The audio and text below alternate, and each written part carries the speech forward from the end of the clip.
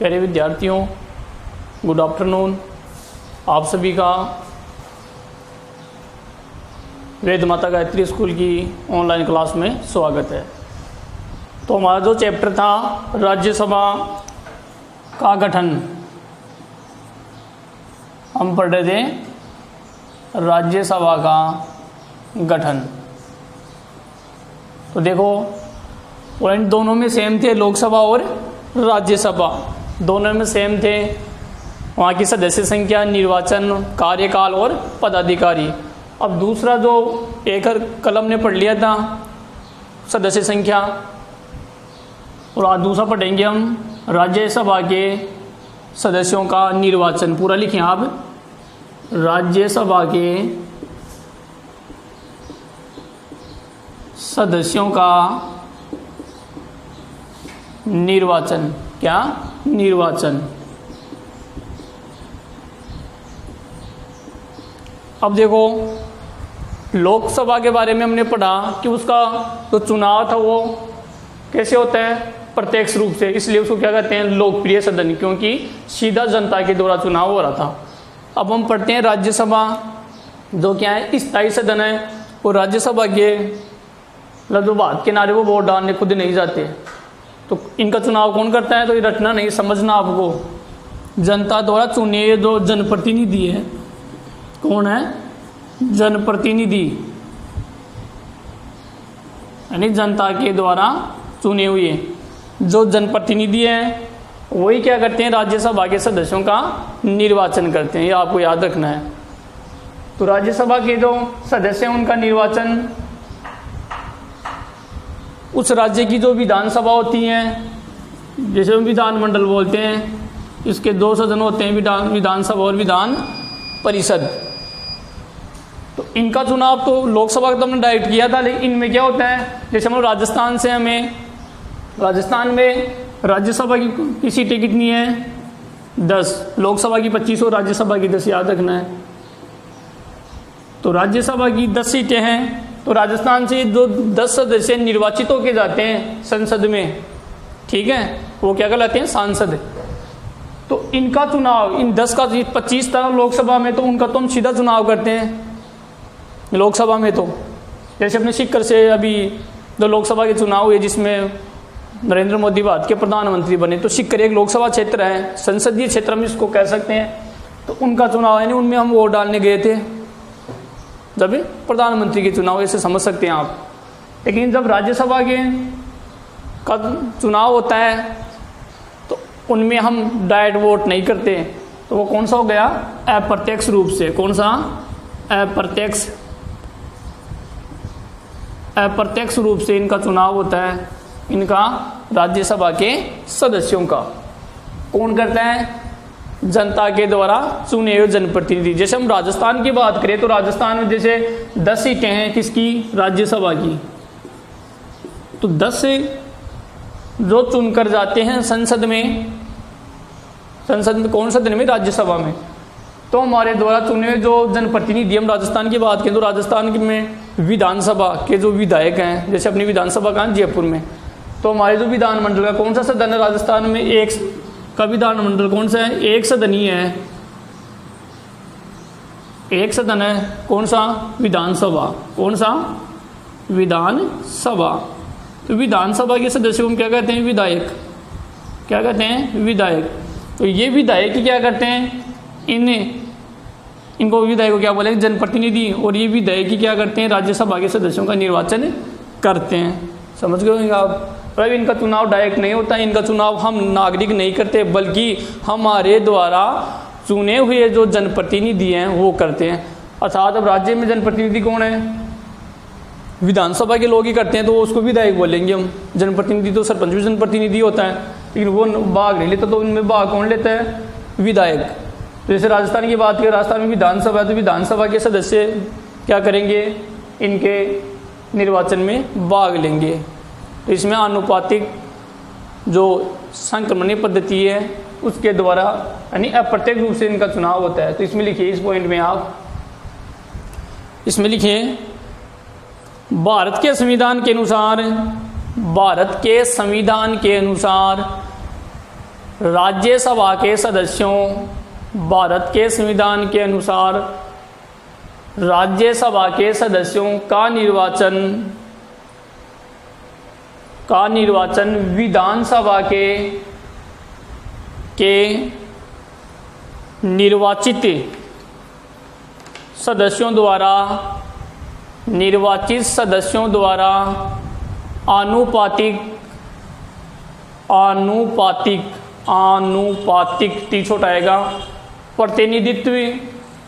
आनुपातिक प्रतिनिधित्व प्रणाली के अनुसार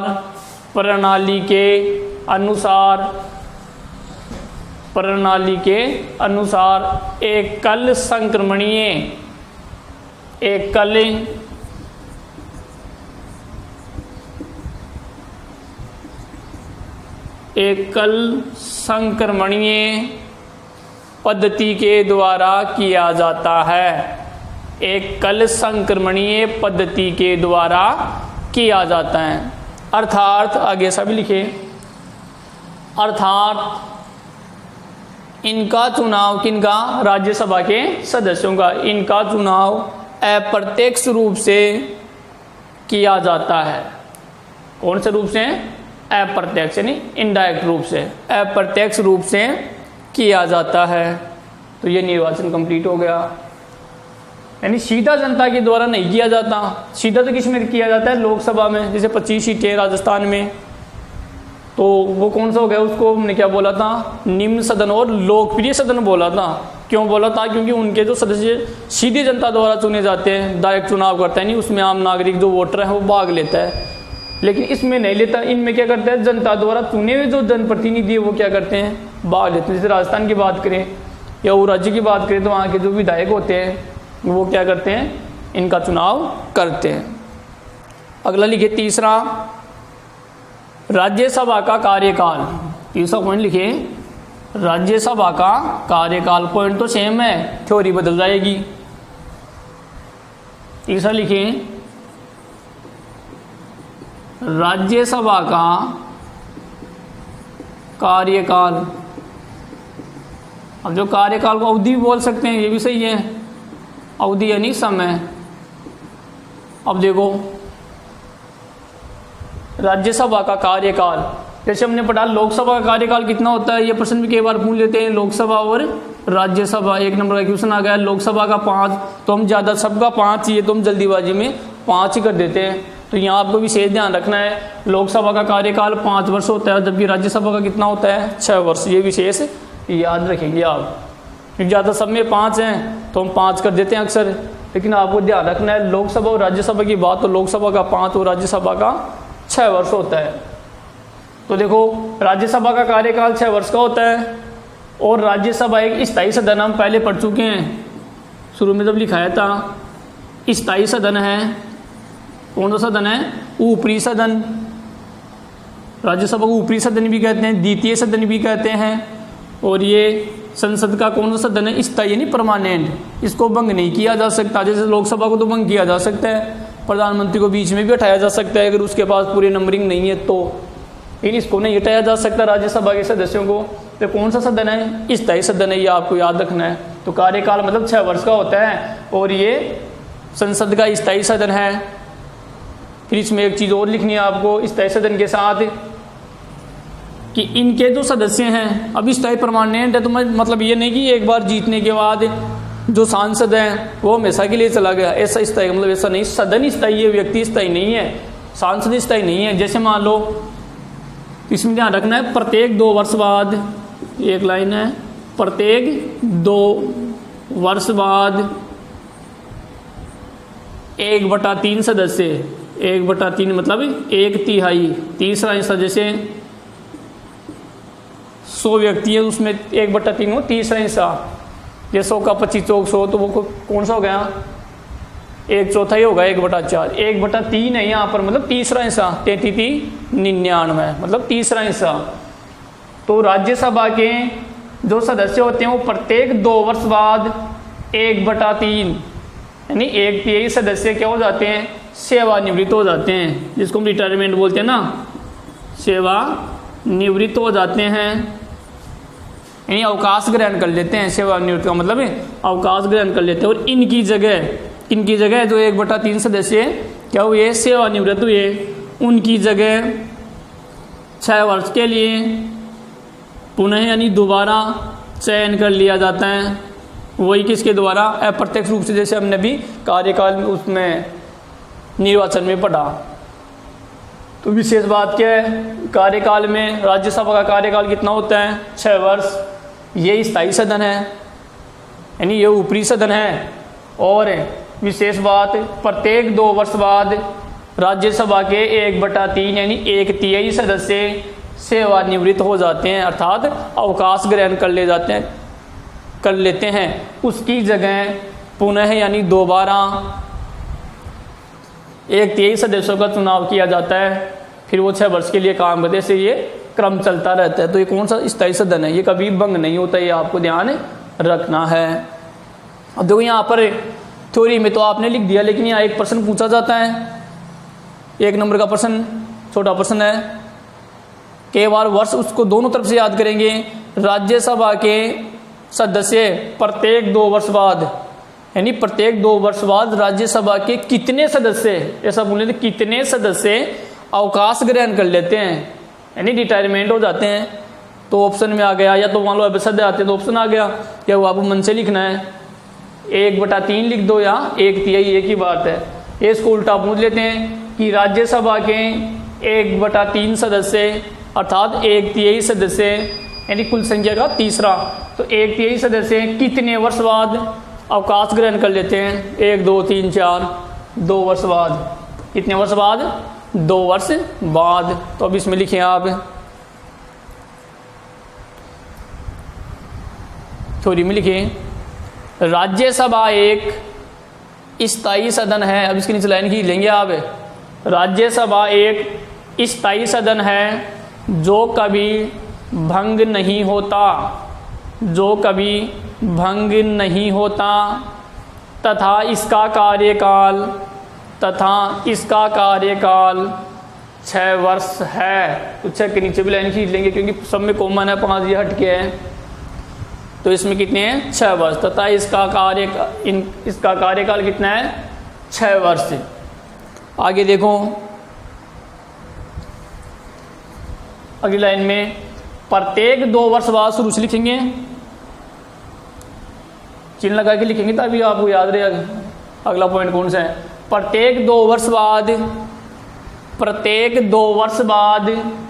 राज्यसभा के, प्रत्येक 2 वर्ष बाद राज्यसभा के 1/3, फिर कोष्ठ में निकले 1/3, 1/3 मतलब 1/3, फिर बाद लिखे सदस्य, राज्यसभा के 1/3 सदस्य सेवानिवृत्त हो जाते हैं, तथा अब यहाँ 2 के नीचे भी लाइन खींचेंगे और 1/3 के नीचे, क्योंकि यहाँ प्रश्न बनता है कितने वर्ष बाद, 2 वर्ष बाद कितने, 1/3, दोनों तरफ से आ जाएंगे, सेवानिवृत्त हो जाते हैं। फिर आगे से लिखेंगे, तथा इनके स्थान पर जो सेवानिवृत्त हुए हैं, इनके स्थान पर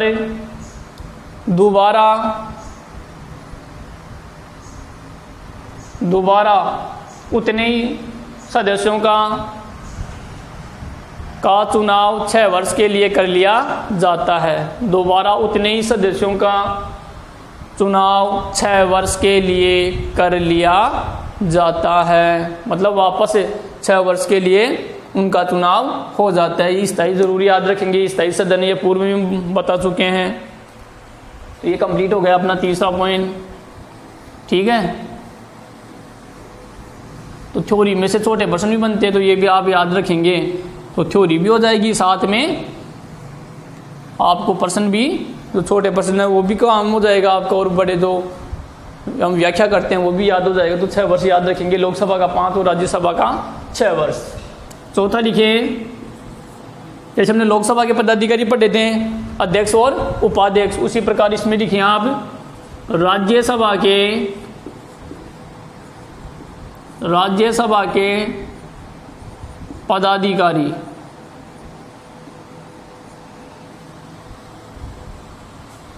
उसको क्या कहते हैं, राज्यसभा में सभापति, एवं उपसभापति। अब देखो पदनाम अलग है, चीज वही है, अध्यक्ष होता ही है, लेकिन पदनाम अलग होता है। ठीक है, तो हम लोकसभा में हमने क्या पढ़ा था, अध्यक्ष और उपाध्यक्ष।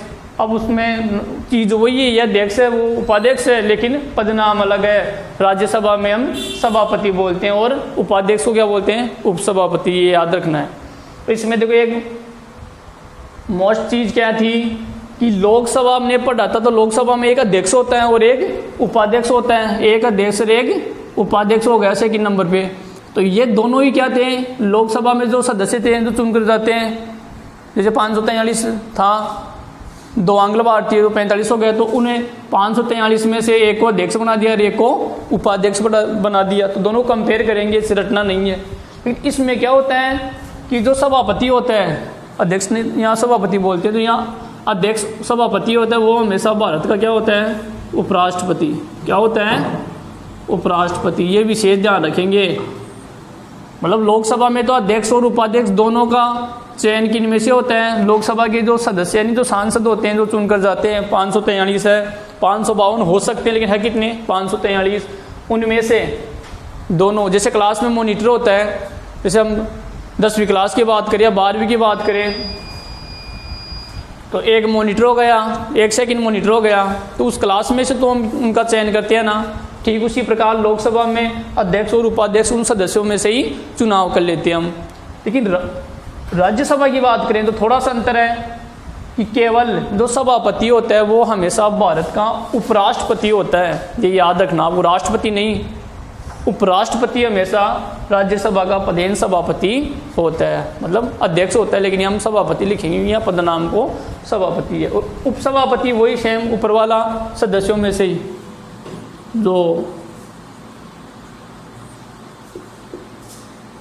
जो उपसभापति होता है उनका चयन सेम वही, जैसे लोकसभा में सदस्यों में से करते हैं, उसी प्रकार सदस्यों में से क्या करते हैं, इनका चुनाव कर लिया जाता है। समझ गएंगे आप। इनमें दोनों, इनमें एक, मतलब उपसभापति तो सदस्यों में से ही जो अप्रत्यक्ष रूप से चुनकर जाते हैं, उनमें से जैसे 250 हो सकता है, हमने पढ़ा, जिसमें 238 तो कौन से विभिन्न राज्यों से और 12 राष्ट्रपति द्वारा मनोनीत किए जाते हैं राज्यसभा में, जो कला, साहित्य, संस्कृति, विज्ञान, खेल आदि में अग्रणी हो। तो उनमें से एक को बना दिया जो निर्वाचित है उनमें से, और सभापति हमेशा कौन होता है, भारत का उपराष्ट्रपति। तो इसमें लिखिए आप, संविधान के अनुच्छेद 64वें 89 अनुच्छेद भी लिखेंगे आप, डायरेक्ट संख्या नहीं लिखनी है ना। 64वें 89 के अनुसार भारत का उपराष्ट्रपति, अब इसके नीचे लाइन खींचेंगे आप, भारत का उपराष्ट्रपति, इसके नीचे लाइन खींच लेंगे, फिर कोष्टक में लिख लेंगे वर्तमान में कौन है, भारत का उपराष्ट्रपति वेंकैया नायडू। ये भी लिख लेंगे साथ में, वेंकैया नायडू। तो वर्तमान में भारत का उपराष्ट्रपति कौन है, वेंकैया नायडू। राष्ट्रपति कौन है, रामनाथ कोविंद। तो यहाँ उपराष्ट्रपति की बात हो रही है, तो हम नाम भी पूछ ले, मान लो कि वर्तमान में राज्यसभा का सभापति कौन है, वेंकैया नायडू। क्यों है, क्योंकि वो भारत के क्या हैं, उपराष्ट्रपति। तो 64वें 89 के अनुसार भारत का उपराष्ट्रपति राज्यसभा का पदेन, दे के ऊपर एक की मात्रा, पदेन सभापति होता है, पदेन सभापति होता है, पदेन सभापति होता है। फिर अगली लाइन से लिखेंगे, उपसभापति का निर्वाचन या चयन, ऐसे लिख सकते हैं, उपसभापति का चयन निर्वाचित सदस्य, उपसभापति का चयन निर्वाचित सदस्य अपने में से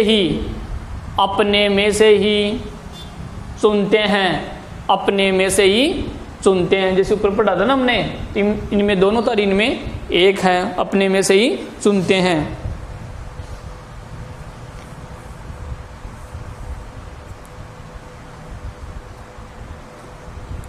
अगली लाइन से लिखेंगे,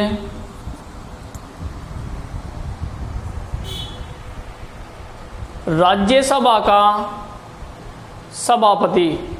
अगली शुरू से लिखेंगे, राज्यसभा का सभापति, कोष्टक में लिखे कौन? उपराष्ट्रपति। तो राज्यसभा का सभापति यानी उपराष्ट्रपति राज्यसभा का सदस्य नहीं होता है। होता है क्या? वो तो अलग ही है। राज्यसभा का सदस्य नहीं होता है, इसको भी विशेष ध्यान रखेंगे। सदस्य नहीं के नीचे लाइन की नहीं होता है के नीचे रेखांकित कर लेंगे आप कि भारत का उपराष्ट्रपति है, वो तो अलग ही है। राष्ट्रपति फिर उपराष्ट्रपति, तो उपराष्ट्रपति राज्यसभा का सदस्य थोड़ी होता है। उनको राज्यसभा में उनका चुनाव थोड़ी करके भेजते हम, या प्रत्यक्ष रूप से भी नहीं होता उनका। वो तो भारत में जब राष्ट्रपति के बाद उपराष्ट्रपति होता है, तो ये इसका मतलब है कि उपराष्ट्रपति। अब प्रश्न को घुमा के बोल लेते हैं कई बार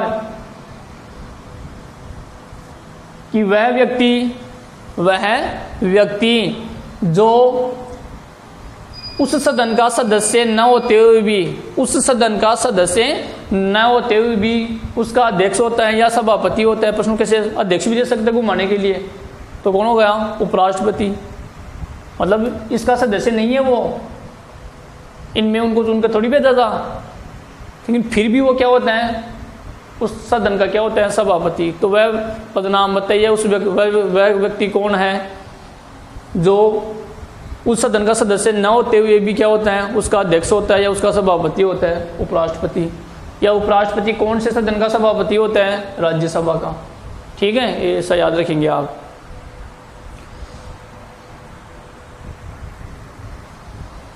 तो ये हो गया, उस सदन का सदस्य नहीं होता। फिर अंतिम लाइन लिखिए, अलग से शुरू से स्टार्ट करेंगे।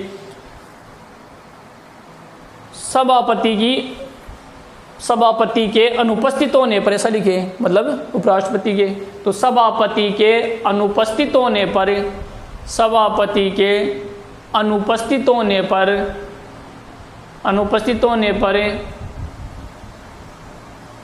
उपराष्ट्रपति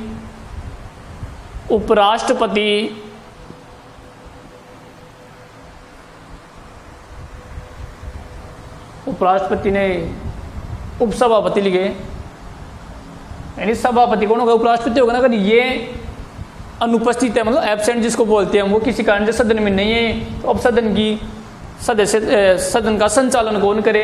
तो उपसभापति लिखे। तो सभापति के अनुपस्थित रहने पर या होने पर, एक ही बात है, रहने पर उपसभापति सदन की कार्यवाही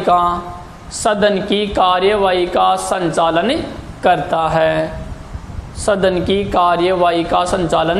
करता है। अब देखो समझो, जैसे क्लास में 2 मॉनिटर होते हैं, मॉनिटर किसी कारण से स्कूल में नहीं आया, तो उसमें क्या होता है? फिर सेकंड मॉनिटर को उसका कार्यभार संभाल लेते हैं। जैसे गांव में सरपंच होता है, उप सरपंच होते हैं, तो सरपंच किसी कारण से असमर्थ होने पर क्या है? सरपंच के पास जो पावर है वो किसके पास चला गया? उप सरपंच के पास। ठीक है ना। तो उसी प्रकार मान लो सभापति किसी कारण से सदन में नहीं आ पाया सत्र के दौरान, या कोई विधेयक बिल पारित हो रहा है उस समय, तो उसकी अध्यक्षता कौन करेगा? फिर सभापति की जगह उपसभापति। ठीक है, समझ में आ गया होगा। तो पहले आप पॉइंट याद रखना नहीं है, गठन को निर्माण भी कहते हैं। लोकसभा और राज्यसभा के गठन के पॉइंट तो सेम है, ठीक है ना, वर्णन अलग हो जाएगा। सदस्य संख्या पढ़ा हमने, फिर निर्वाचन पढ़ा, फिर कार्यकाल पढ़ा और अंतिम पदाधिकारी पढ़े। तो बिल्कुल सरल है, एग्जाम में क्वेश्चन जरूर आता है, लोकसभा का पूछे चाहे राज्यसभा का गठन पूछे, बिल्कुल सरल है। रटना समझना हमें, पहले 4 पॉइंट याद करने, फिर उसकी थ्योरी याद करनी है। छोटे क्वेश्चन भी आते हैं तो कोई इनके बाहर से नहीं आएगा। जो मैंने अभी बताया, उसको सभापति का नाम बताइए, कितने सदस्य रिटायरमेंट हो जाते हैं, राज्यसभा 1/3 सदस्य, स्थायी सदन कौन सा है, अस्थायी कौन सा है, ऐसे प्रश्न एग्जाम में पूछे जाते हैं। तो रटना समझना आपको, यहाँ तक हमने क्लियर कर लिया। लोकसभा का गठन हम पहले पढ़ चुके हैं, लोकसभा गठन पहले पढ़ चुके हैं हम। पहले लोकसभा का पढ़ा था, फिर राज्यसभा का हम पढ़ चुके हैं। जैसे संसद में 79 पढ़ा, लोकसभा में 81 और इसमें 80। ये क्या थे? आर्टिकल, अनुच्छेद पढ़े थे ना हमने। तो यहाँ तक जो कंप्लीट हो गया ये राज्यसभा का गठन। दोनों को कंपेयर करके पढ़े, लोकसभा और राज्यसभा को। स्थायी कौन सा है, स्थायी कौन सा है? राज्यसभा का 5 वर्ष का कार्यकाल होता है, राज्यसभा का, लोकसभा का 5, राज्यसभा का 6 वर्ष, ऐसा याद रखेंगे। अब देखो अगला है, लोकसभा का हमने पढ़ लिया था पूर्व में। अब पढ़ेंगे हम संसद के कार्य। क्या पढ़ेंगे? संसद के कार्य। अगली हेडिंग डालिए, अब 1 लाइन या 2 लाइन छोड़ के लिख लिए, संसद के कार्य। संसद के कार्य, वो तो गठन पढ़ा था हमने लोकसभा और राज्यसभा का। जैसे हमने संसद के बारे में पढ़ा, तो संसद के 3 अंग होते हैं। संसद 3 अंगों से मिलकर बनी थी, ऐसे पढ़ा था हमने। कौन सी? लोकसभा, राज्यसभा तो है ही, सद उसमें राष्ट्रपति जोड़ देंगे तो क्या बन जाएगी? संसद। तो संसद का जिक्र हमने कौन से आर्टिकल में किया था? 79 में। ठीक है। फिर इसके 2 सदन पूछे, तो सदन 2 ही होते हैं, लोकसभा और राज्यसभा। लोकसभा का कौन सा अनुच्छेद पढ़ा था हमने? 81 और इधर 80, 79, 80, 81, ऐसे याद करवाया था मैंने आपको। तो अब संसद के बारे में पढ़ेंगे हम। संसद को हम व्यवस्थापिका भी कहते हैं। जैसे मान लो पूरे भारत के लिए हमने सरकार के 3 अंग पढ़े थे। व्यवस्थापिका, ऐसे समझे आप। दूसरा कार्यपालिका, जिसको हम सरकार कहते हैं। तीसरा न्यायपालिका। न्यायपालिका। अब देखो, चाहे भारत सरकार हो चाहे स्टेट गवर्नमेंट हो, सरकार है वो भारत सरकार है, राज्य सरकार है। तो सरकार के 3 अंग होते हैं। संसद नहीं पूछ रहा, सरकार के, गवर्नमेंट के। व्यवस्थापिका, कार्यपालिका और न्यायपालिका। तो व्यवस्थापिका क्या करती है? कानून बनाती है। क्या करती है? कानून बनाती है। फिर कार्यपालिका मतलब सरकार। जैसे भारत में तो मंत्रिपरिषद हो गई, प्रधानमंत्री और उसकी मंत्रिपरिषद क्या हो गई? कार्यपालिका। राज्य की बात करें तो मुख्यमंत्री और उसकी मंत्रिपरिषद क्या हो गई? कार्यपालिका। न्यायपालिका मतलब कोर्ट, जो भी हमने पढ़े, जिला कोर्ट, हाई कोर्ट और सुप्रीम कोर्ट, ये न्यायपालिका में आ गया। तो 3 अंगों से मिलकर सरकार चलती है। अब व्यवस्थापिका कौन सी? कानून। अभी मैंने बताया व्यवस्थापिका क्या करती है? कानून बनाती है। कानून को विधि भी कहते हैं। कानून को विधि भी कहते हैं। अब देखो व्यवस्थापिका क्या करती है? कानून बनाती है। तो हम बात करें संसद की, तो संसद राज्य में होती है क्या? नहीं होती ना। पूरे मतलब केंद्र में होती है संसद, यानी वो पूरे भारत के लिए। राज्य में तो क्या होती है? विधानसभा होती है, जिसको हम विधानमंडल बोलते हैं, जिसके 2 सदन हैं। ये संसद के 2 सदन, लोकसभा राज्यसभा। तो राज्य में विधानमंडल होता है, विधानमंडल के 2 सदन होते हैं, विधानसभा और विधान परिषद। ये याद रखेंगे। लेकिन ये जरूरी नहीं कि राज्य में विधानसभा और विधान परिषद दोनों ही हो। यानी भारत में 29 में से 7 ही ऐसे राज्य हैं जहाँ विधानसभा भी और विधान परिषद भी है। बाकी 29 में 7 गए तो 22 राज्य ऐसे जहाँ केवल विधानसभा ही है, विधान परिषद नहीं है। जैसे हम राजस्थान की बात करें तो राजस्थान का विधानमंडल कितने सदनात्मक है? 1। क्यों? क्योंकि यहाँ विधानसभा ही है, विधान परिषद नहीं है। तो देखो व्यवस्थापिका कानून बनाती है। तो कानून बनाने वाली संस्था देश में कौन बनाती है? संसद। तो संसद क्या हो गई? भारत की व्यवस्थापिका। याद रखना आपको। ऐसे जैसे विधानसभा राज्य की कार्यपालिका व्यवस्थापिका होती हैं, तो भारत की व्यवस्थापिका का नाम बताइए? संसद। क्यों? इसको व्यवस्थापिका का मतलब क्या है? कानून बनाने वाली संस्था को हम व्यवस्थापिका कहते हैं। वो देश के लिए कानून कौन सी संस्था बनाती है? इन 3 में से संसद बनाती है। तो संसद भारत की क्या हो गई? व्यवस्थापिका भारत की। और राज्य की कौन सी होती है? विधानमंडल भी बोल सकते हैं हम। लेकिन सदन ज़्यादातर सब में विधानसभा है। 22 में तो हम विधानसभा बोले, वो भी सही है, विधानसभा होती है राज्य में। और देश में कौन है? संसद। यानी संसद जो कानून बनाता है वो पूरे देश में लागू होता है। तो हम संसद के कार्य पढ़ेंगे, हम क्या पढ़ेंगे? संसद के कार्य। तो पहले एक साथ लिख ले, ये बड़ा प्रश्न, जैसे लोकसभा राज्यसभा हो गया, अब संसद है पार्लियामेंट, जिसको हम कहते हैं, क्या कहते हैं? पार्लियामेंट। तो कार्य में लिखें आप, पहले एक साथ लिख लें। कार्य में लिखेंगे आप विधि निर्माण, विधि यानी कानून, ऐसा लिख ले साथ में, विधि निर्माण, विधि निर्माण संबंधी कार्य। एक लाइन में एक ही लिख सकते, बड़ा है ना काफ़ी। तो देखो अब संसद यानी व्यवस्थापिका है ये। तो संसद क्या करती है? इसमें लिखा भी है व्यवस्थापिका कौन सी संस्था है? जो कानून बनाती है, ये लागू करती है और ये संविधान की व्याख्या करता है। तो कानून कौन बनाएगी? संसद है। तो पहला काम हो गया विधि यानी कानून निर्माण संबंधी कार्य या विधि निर्माण संबंधी कार्य, एक ही बात है, जैसा याद आए वैसा आप लिख सकते हैं। दूसरा है धन विधेयक पारित करना।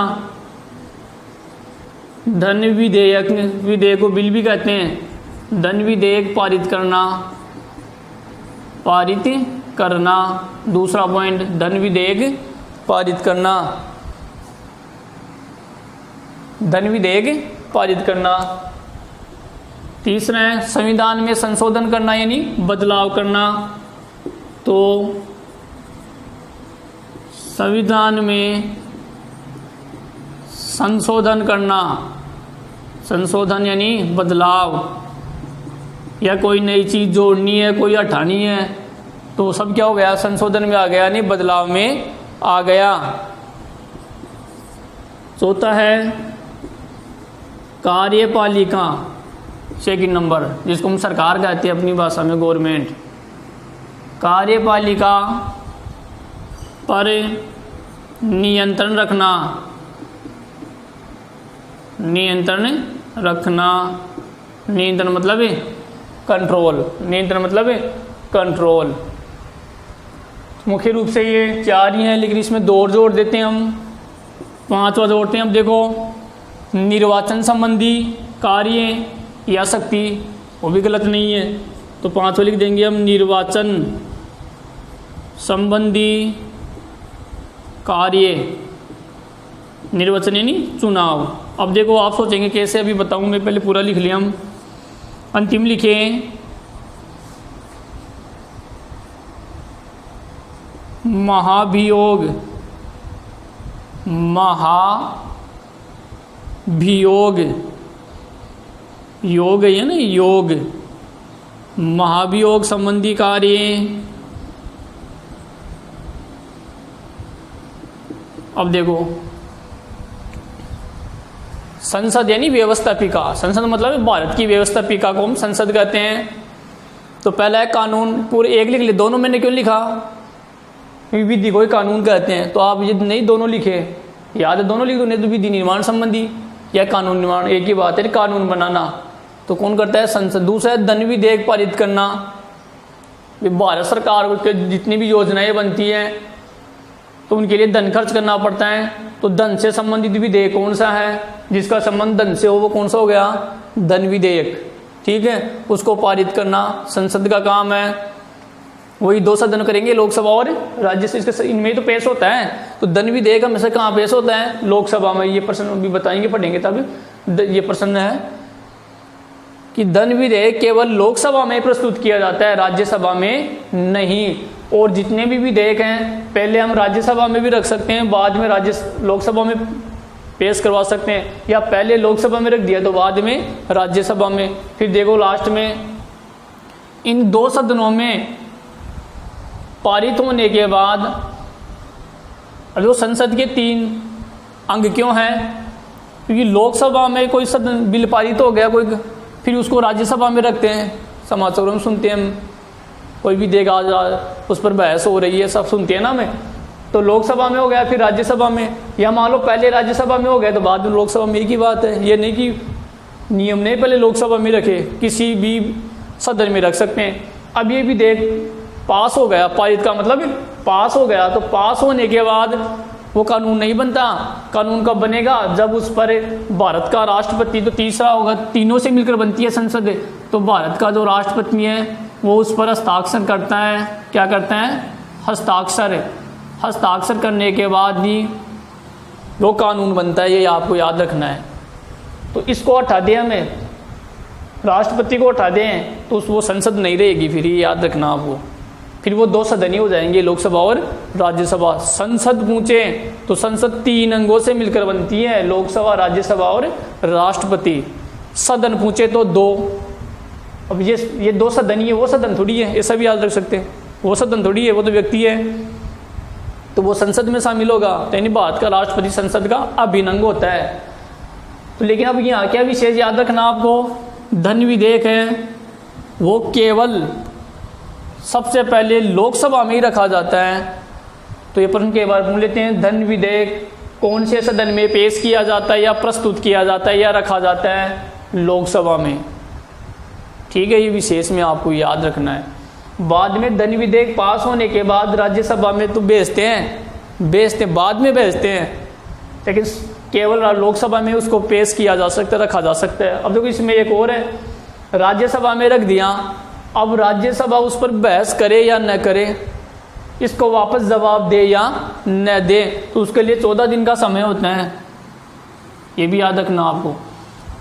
14 दिन, यानी 14 दिन कब से गिनेंगे? जैसे मान लो आज 25 तारीख है, तो आज के दिन राज्यसभा में ये लोकसभा से पेश होकर धन विधेयक राज्यसभा में भेज दिया, तो आज की 25 तारीख से जिस दिन उसने उस विधेयक को स्वीकार किया या उसमें उसको भेजा गया, उस दिन से लेकर 14 दिन के भीतर अगर वो वापस से उसको पारित करके भेज देते हैं, अगर नहीं करता है तो वो स्वतः ही यानी खुद ही पारित समझा जाएगा। मतलब लोकसभा को इतनी शक्ति प्राप्त है, यानी वो उत्तर हाँ या ना में दे या न दे, वापस भेजे या न भेजे, 14 दिन का समय होता है। अगर वो 14 दिन में वापस अपनी रिपोर्ट भेज देता है, नहीं भी भेजता है कि तो वो दोनों सदनों द्वारा पारित माना जाता है। ये भी याद रखना आपको।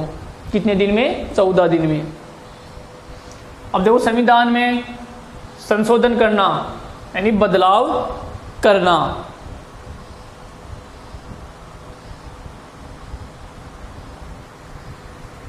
अब देखो जैसे हमने पढ़ा बदलाव कैसे, पहले पंचायती राज के या पंचायत के नियमित चुनाव नहीं होते थे, तो बाद में हमने पढ़ा था ना 73वां संविधान संशोधन 1992, फिर 74वां 1992, दोनों पढ़े थे हमने। तो ये संशोधन तो किया गया संविधान में, और इसको पंचायती राज को संवैधानिक दर्जा प्रदान किया गया। पहले थोड़ी था। तो इसमें 73वें में तो किसको? पंचायती राज को, और 74वें में शहरी निकाय को या नगर पालिका भी लिखा था, नगर पालिका को। तो 73वां तो पंचायती राज हमने पढ़ा। फिर देखो इसको लोकसभा में रखा, फिर राज्यसभा में रखा, फिर लोकसभा या राज्यसभा में रख दिया, फिर राष्ट्रपति ने इस पर हस्ताक्षर किए। जैसे ये 24 अप्रैल को लागू हुआ था, तो इसके लिए हम क्या मनाते हैं? 24 अप्रैल को पंचायती राज दिवस मनाते हैं। तो ये सदन में पारित हुआ था 92 में, तो लागू थोड़ी हुआ था। लागू हम पढ़ते हैं ना 24 अप्रैल 1993, 24 अप्रैल 1993 मैंने पहले बताया था। 92 में पास हुए दोनों, लागू दोनों ही 93 में हुए थे। तो 73वां तो कब हुआ था?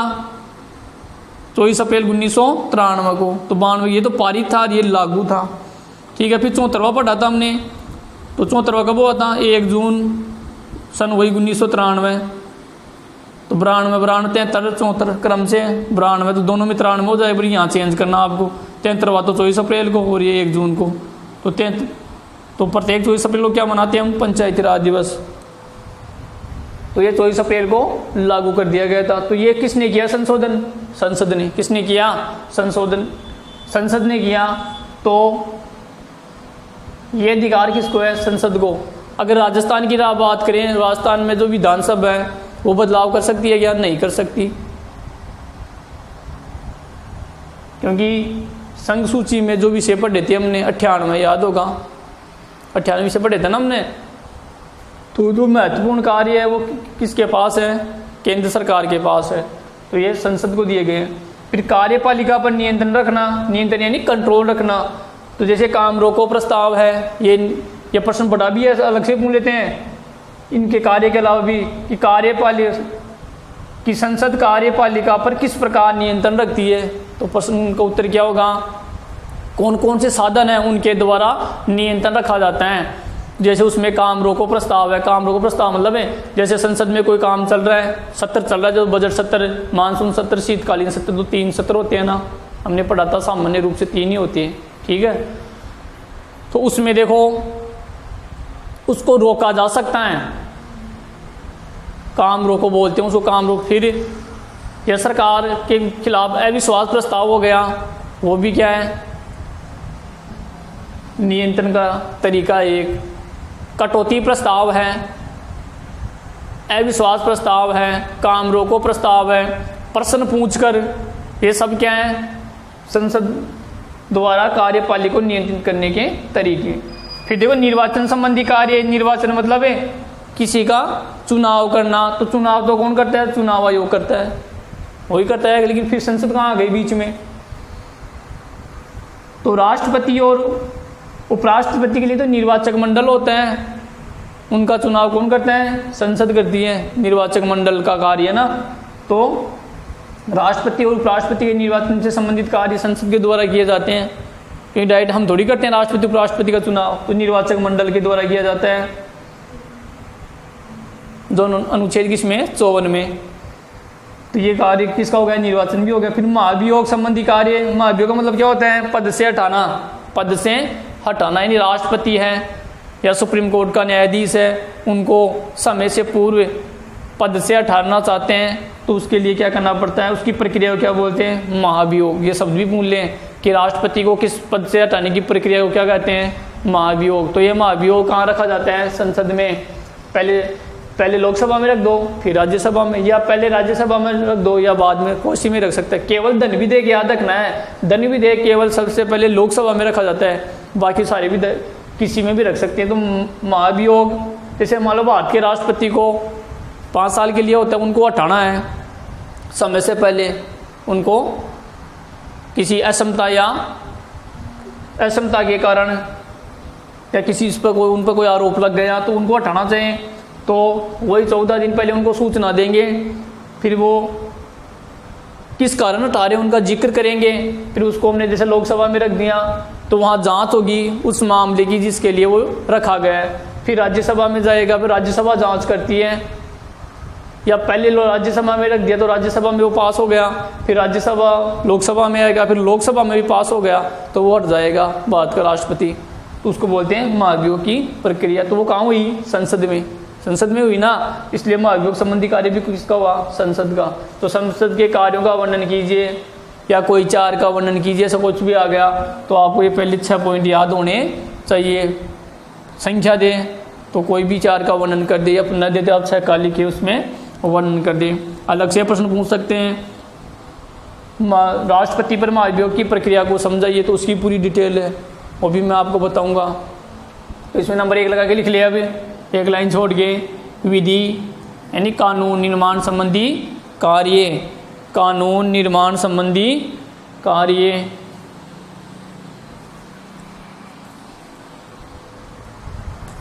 कानून निर्माण संबंधी कार्य।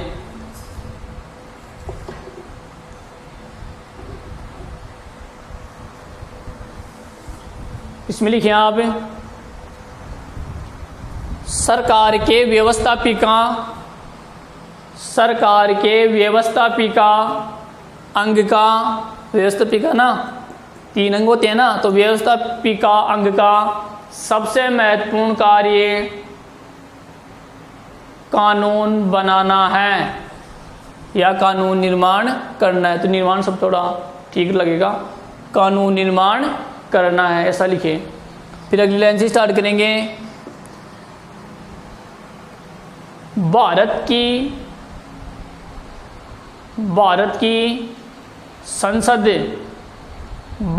संसद क्या है, व्यवस्थापिका ही तो है, तो भारत की ऐसा लिखे, संसद भारत की व्यवस्थापिका है, पता नहीं व्यवस्थापिका, तो संसद भारत की व्यवस्थापिका है, संसद भारत की व्यवस्थापिका है, इसलिए कानूनों का निर्माण करना, इसलिए कानूनों का निर्माण करना संसद का मुख्य कार्य है। इसलिए कानूनों का निर्माण करना संसद का मुख्य कार्य है। अगली लाइन में लिखेंगे,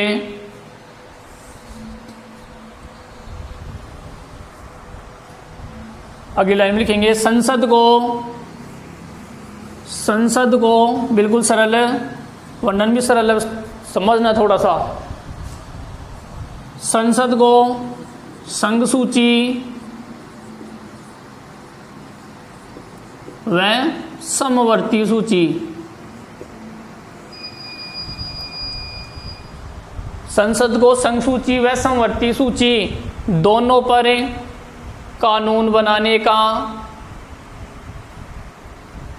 संघ सूची व समवर्ती सूची के विषयों पर, ऐसा लिखें, संघ सूची व समवर्ती सूची के विषयों पर कानून बनाने का अधिकार प्राप्त है।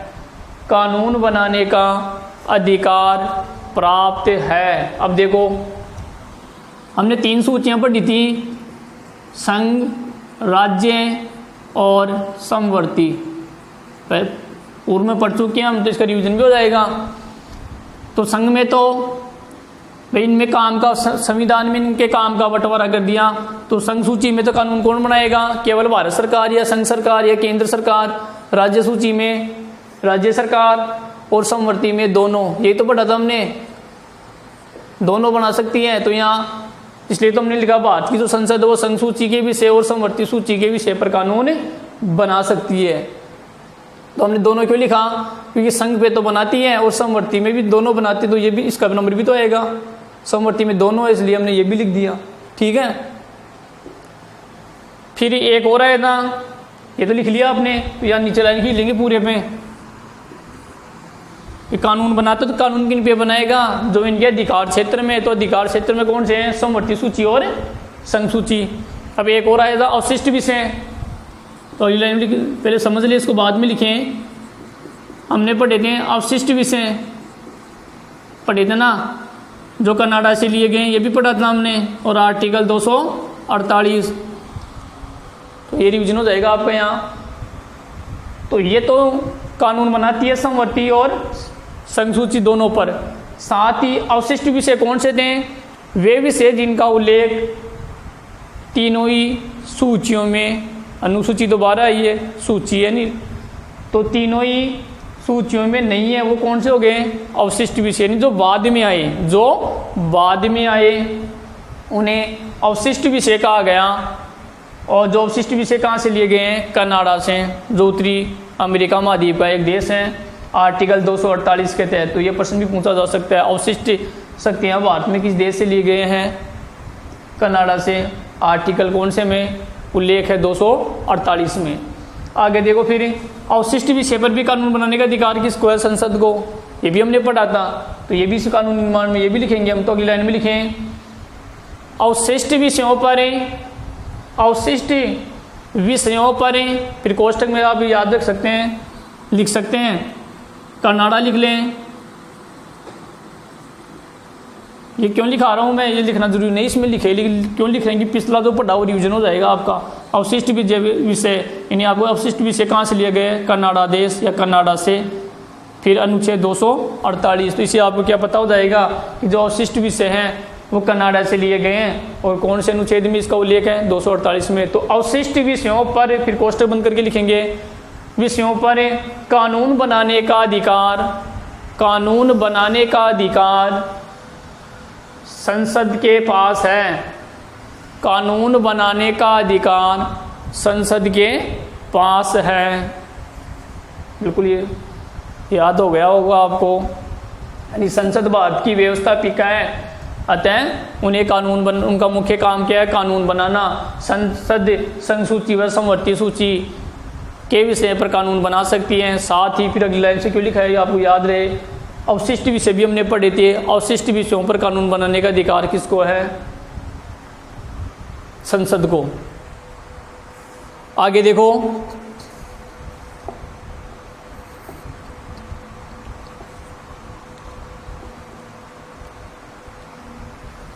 अंतिम लाइन लिखे फिर,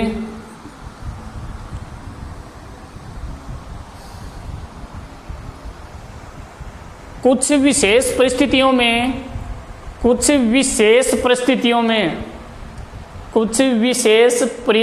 में राज्य सूची के विषयों पर भी, कुछ विशेष परिस्थितियों पर, सामान्य परिस्थिति में नहीं, कोई भी विवादित मुद्दा हो उस समय, तो कुछ विशेष परिस्थितियों में राज्य सूची के विषय पर संसद कानून बना सकती है।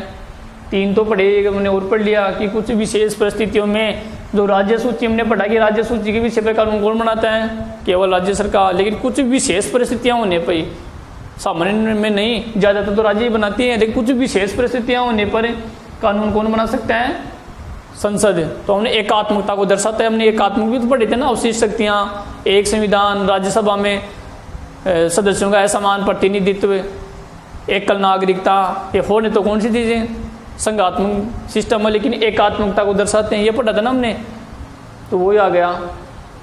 अब ये यहाँ पर ये रिविजन भी हो गया। जैसे हमने अधिकार पढ़े थे तो साथ साथ रिविजन भी करते थे, यहाँ पूर्व पहले वाले पढ़े, ये नहीं कि मैं आज ये दूसरा यूनिट पढ़ा रहा हूँ, तो पिछले वाले आप याद न करें। अधिकार हमने पढ़े थे, अमेरिका से लिए गए हैं, और अनुच्छेद 3 में। फिर हमने कर्तव्य पढ़े थे, वो कहाँ से लिए गए थे, रूस से, जिसे 42वें संविधान संशोधन 1976 द्वारा जोड़े गए, तो पहले नहीं थे, पहले 10 से भी अब कितने हो गए, 11 हो गए, जो 86वें संविधान संशोधन 2002 के द्वारा जोड़े गए, ऐसा याद करें। और कर्तव्य में कहाँ से लिए गए, रूस से लिए गए। अनुच्छेद पूछे, इसमें तो 3 था अधिकार में, और कर्तव्य में कौन सा है, ये भाग 3, अनुच्छेद नहीं, भाग 3 था, अमेरिका भाग 3, और उसमें हमने कौन सा पढ़ा था, कर्तव्य में भाग 4, क भी लगाना है, और अनुच्छेद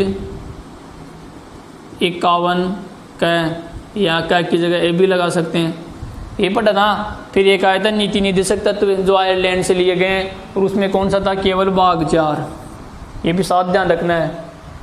तो ऐसे रिवीजन भी करते जाएं आप, ये एग्ज़ाम में काफ़ी बार पूछे जाते हैं, कोई सा भी पूछ सकते हैं, लेकिन आपको याद सभी होने चाहिए, तो रटना नहीं है, समझना साथ साथ, ठीक है। केवल 4 पूछे तो नीति निदेशक तत्व आ जाएगा, और 4 क्या लगते ही क्या हो जाएगा, मूल कर्तव्य हो जाएगा। तो एक अपना कंप्लीट हो गया, कौन सा, कानून निर्माण संबंधी कार्य। एक लाइन छोड़ के दूसरा लिख लिया। अभी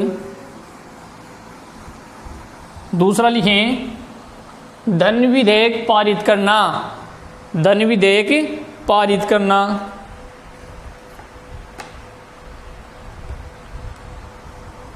तो इसमें लिखें, संसद का दूसरा महत्वपूर्ण कार्य, संसद का दूसरा महत्वपूर्ण कार्य धन विधेयक पारित करना है, धन विधेयक पारित करना है, धन विधेयक पारित करना है, ठीक है। फिर अगली लाइन से लिखेंगे शुरू से, अनुच्छेद पूरा लिखेंगे आप, अनुच्छेद 109 के तहत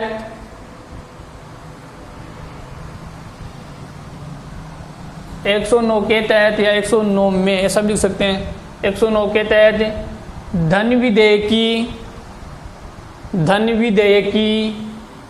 प्रक्रिया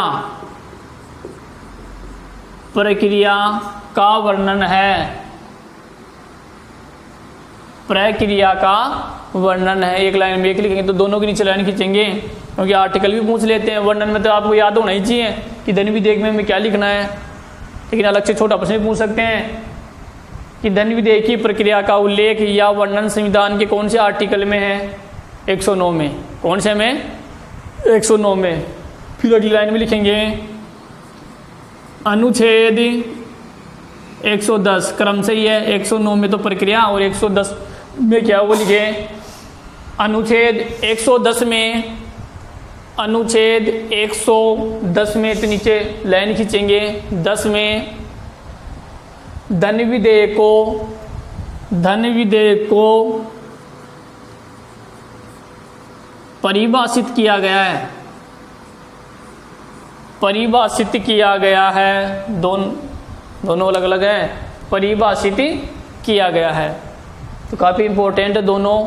तो 109 के नीचे 10 के नीचे लाइन खींचेंगे, प्रक्रिया और परिभाषित। क्यों यहाँ कंफ्यूज हो जाते हैं हमें कि धन विधेयक की प्रक्रिया का उल्लेख कौन से अनुच्छेद में किया गया है, तो वहाँ कंफ्यूज हो गए। 9 था 10 था, तो ऐसे याद रखने के लिए लाइन खिंचवा रहा हूँ मैं। प्रक्रिया 9 में और 109 मतलब 109, 110 में क्या है, परिभाषा, 10 में क्या है, परिभाषा। तो दोनों याद रखने हैं, तो ये जरूर लिखना आपको।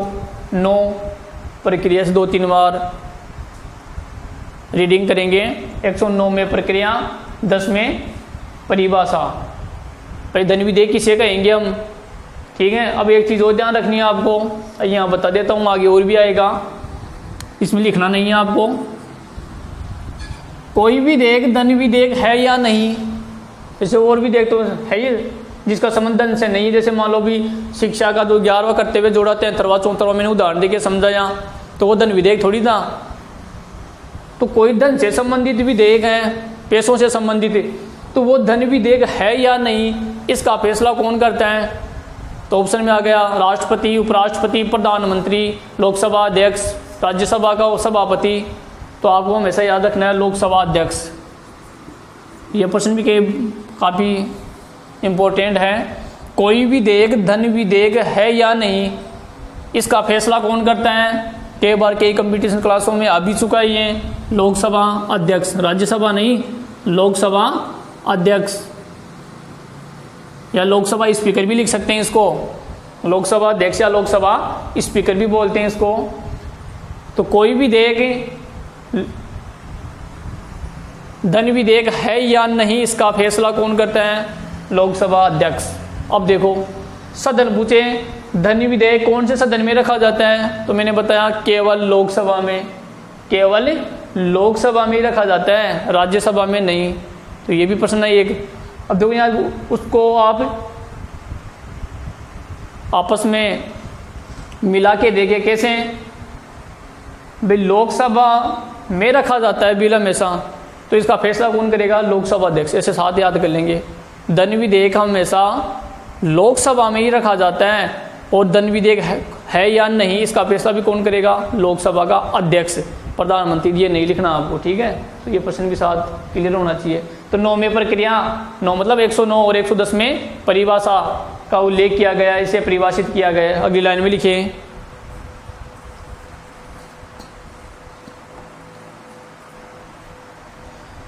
धन विधेयक को, अगली लाइन से लिखेंगे, तीसरा पॉइंट, धन विधेयक को राष्ट्रपति की सिफारिश पर, राष्ट्रपति की सिफारिश पर फैसला नहीं कर रहा है, फैसला तो कौन करेगा, लोकसभा अध्यक्ष। राष्ट्रपति की सिफारिश पर केवल लोकसभा में ही रखा जा सकता है। तो यहाँ लाइन ही लेंगे, केवल लोकसभा में ही, ठीक है, राज्यसभा में नहीं, केवल लोकसभा में ही रखा जा सकता है, राज्यसभा में नहीं, राज्यसभा में नहीं। तो केवल लोकसभा में ही रखा जा सकता है, तो केवल लोकसभा में ही, यहाँ तक लाइन खींच ले, राज्यसभा में नहीं, तो नहीं की नीचे लाइन खींच लेंगे, ठीक है। तो धन विधेयक राष्ट्रपति की स्वीकृति लेनी पड़ती है, राष्ट्रपति की स्वीकृति के बाद वो धन विधेयक है केवल लोकसभा में ही रखा जाता है, राज्यसभा में नहीं रखा जाता। आगे मैंने बताया भी था, ये कंप्लीट आगे और पढ़ेंगे इसमें। फिर लोकसभा में रखने के बाद में रख सकते हैं इसको, तो बाद में मैंने बताया कितने दिन में उनको वापस फैसला देना होता है, 14 दिन में। कितने दिन में, दिन भी पूछ लेते हैं कि धन विधेयक को लोग राज्यसभा, फिर लोकसभा में रखेंगे सबसे पहले, फिर राज्यसभा में जाएगा, पहले राज्यसभा में नहीं रख सकते इसलिए।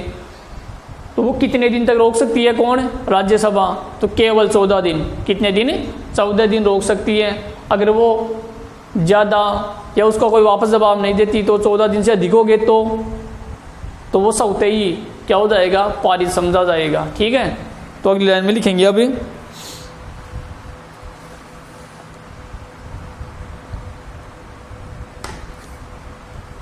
तो लोकसभा द्वारा पारित, लोकसभा द्वारा पारित, अगला चौथा लिखेंगे ना, अगला तीर का निशान लगा के लिख ले, लोकसभा द्वारा पारित धन विधेयक को, लोकसभा द्वारा पारित धन विधेयक को राज्यसभा में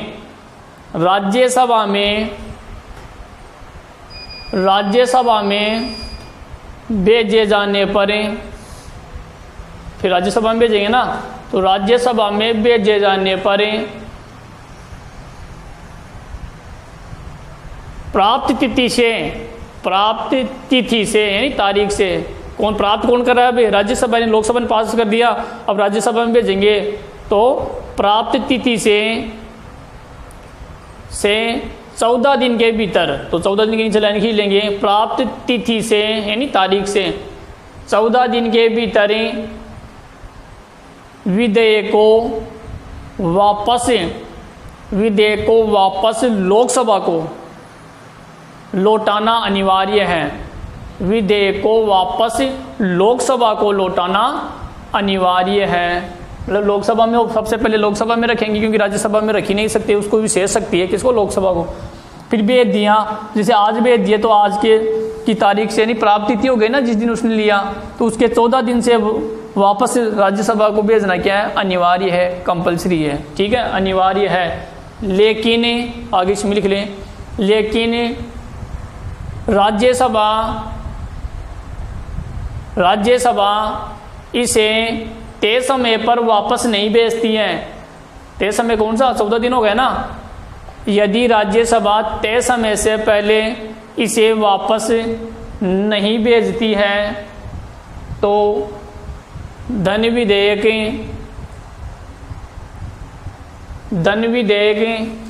स्वतः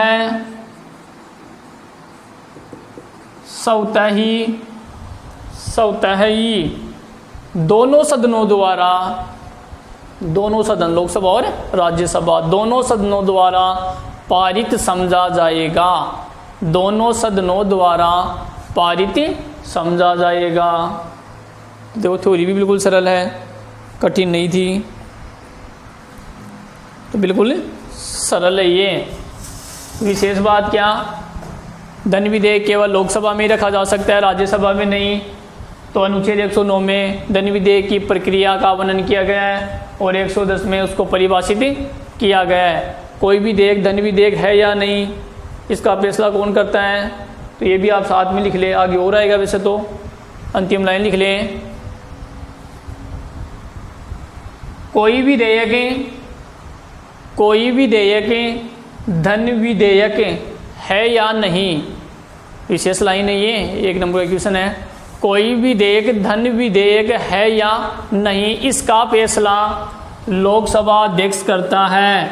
तो लोकसभा अध्यक्ष के नीचे लाइन खींच लेंगे, लोकसभा अध्यक्ष करता है। तो ये प्रश्न हो गया कि कोई विधेयक धन विधेयक है या नहीं, इसका फैसला कौन करता है, लोकसभा अध्यक्ष करता है। अगला पढ़ेंगे अब संविधान में संशोधन करना। संविधान में संशोधन करना यानी बदलाव करना, संशोधन यानी बदलाव करना। तो इसको हम नेक्स्ट वीडियो में कवर करेंगे। 2 हो गए अपने कंप्लीट, तो तीसरा ये पॉइंट तो लिख लिया, 1 लाइन छोड़ के कंप्लीट हो गया। लोकसभा अध्यक्ष इसका फैसला करता है। तीसरा लिखें, 1 लाइन छोड़ के लिख लें, संविधान में संशोधन करना। संविधान में संशोधन करना यानी बदलाव करना, संशोधन यानी बदलाव करना। तो ये 4 पॉइंट बच गए अपने, इसको हम नेक्स्ट वीडियो में कवर करेंगे। धन्यवाद।